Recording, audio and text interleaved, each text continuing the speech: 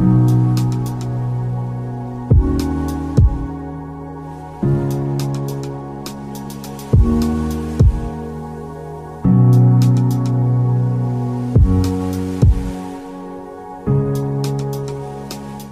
estava deitado e eu senti um estalo no ouvido, fiquei surdo, assim, piscar de olhos, e a minha visão ela ficou turva, e eu senti tonturas e suava frio, e eu senti que o braço já não perdia força, então eu só, mal e mal eu consegui chamar ela e avisei, ó, chama o pai, né, que o pai mora do lado, que eu estou tendo um AVC.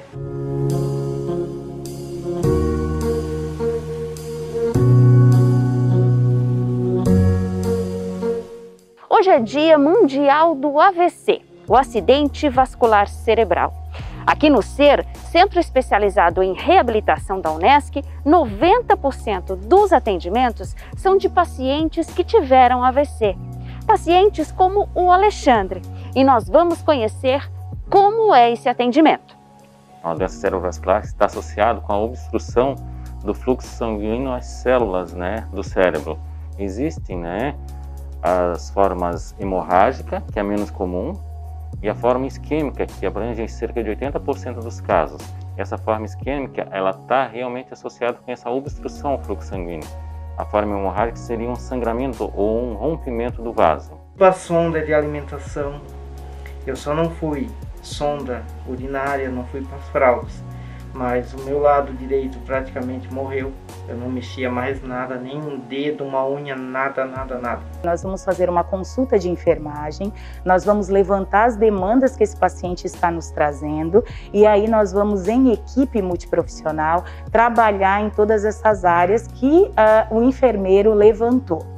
Diante desse AVC, uma ferida, uma lesão por pressão, mas que a enfermagem faz o amparo de cuidado. Diante disso, a enfermagem ainda faz. O paciente não veio com lesão, mas esse paciente tem que ser orientado sobre a prevenção para que não aconteça essas feridas, essas lesões, Então a orientação vai de encontro com o familiar, então nós buscamos muito orientar o familiar perante esse cuidado domiciliar. A fisioterapia é muito importante no processo de reabilitação, principalmente na fase aguda.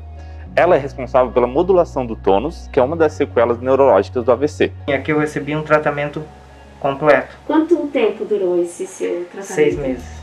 Aqui no centro especializado nós atendemos os pacientes até 6 meses, podendo prolongar um pouco, 1 mês a mais. Depois a gente encaminha para a rede. A gente pensa, a gente repensa, a gente muda muitos hábitos, a gente muda o estilo de vida.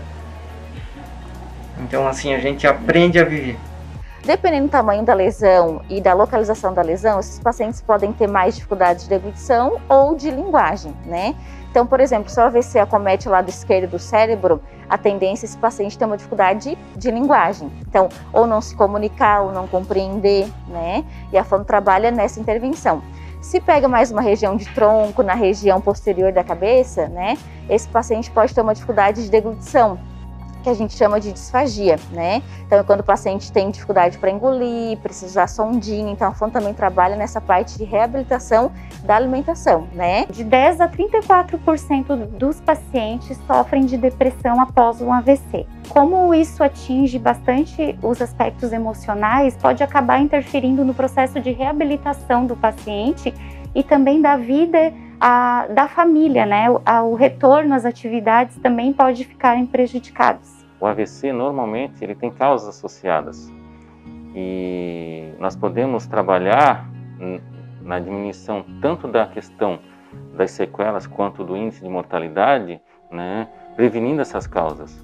Hoje em dia, a Associação Brasil AVC e a Global Stroke Association, a Associação Mundial, coloca que até 90% dos AVCs podem ser preveníveis, ou pelo menos a gente pode trabalhar para diminuir as doenças associadas ou as condições associadas seriam elas a hipertensão, mais da metade dos casos de AVC estão associados com hipertensão, o sedentarismo, a falta de atividade física, 1/3 dos AVCs estão associados com sedentarismo, falta de atividade física, E esses pacientes têm como fazer essa prevenção, se fazer um controle médico? Na prevenção é extremamente importante pensar em controlar o peso corporal, uma vez que a obesidade é um fator de risco importante, assim como doenças crônicas, como a hipertensão arterial, que é a pressão alta, e também o diabetes, que também está bem associado com um fator de risco para o AVC. Aqueles indivíduos que já sofreram um AVC, todo esse processo de reabilitação é fundamental,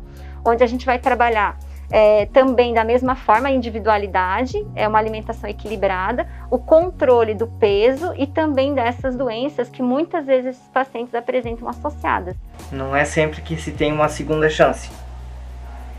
Queira ou não queira, eu tive uma segunda chance.